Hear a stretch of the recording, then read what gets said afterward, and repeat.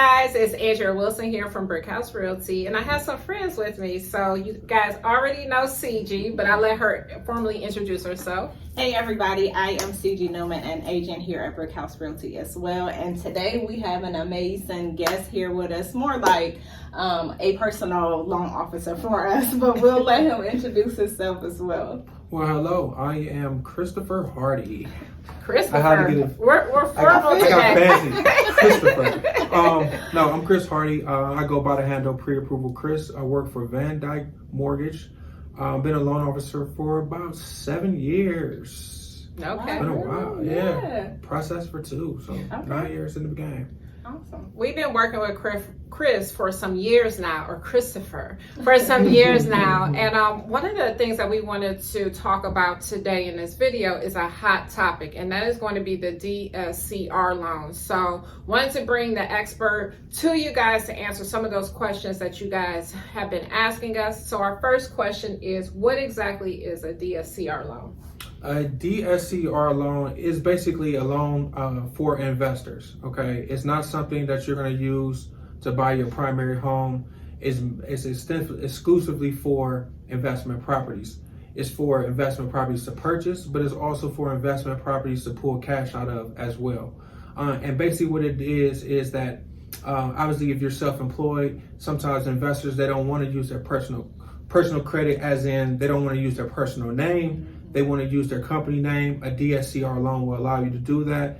It also doesn't go into the traditional guidelines as far as tax returns to qualify you for. It's basically set up to say that, hey, the home that you're purchasing is profitable. We understand we're going to calculate how much the mortgage is, and then we're going to look at how much you can get for rent. And based off that ratio, you qualify to use a DSCR loan. Oh, wow. That's a good product. I know there's been a lot of interest in this particular product because there's so many people that want to get started investing in real estate.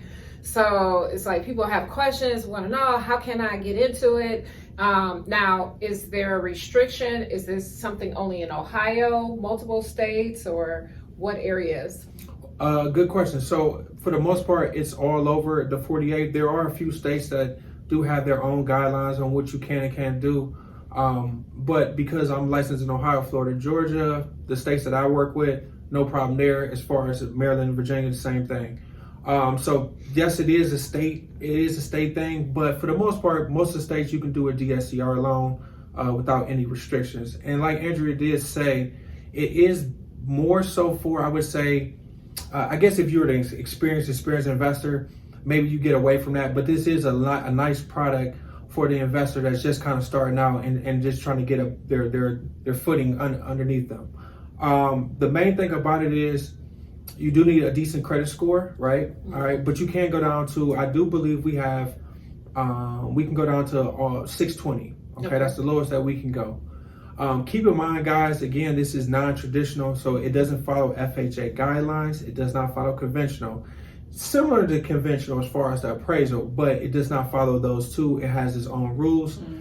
And there is variations between lenders that do DSCR loans, right? Because since it's private money, you kind of come up with your own kind of guidelines. But for today, we can kind of generalize it for you guys. Mm-hmm. Very good. Do you have any questions as well? So I appreciate you going over like the credit requirements. Is there any other requirements that they may need to know about, especially because it's not your traditional loan? Absolutely. So what I would say is you do get, this is one of those things where you do get bonuses for having experience, right?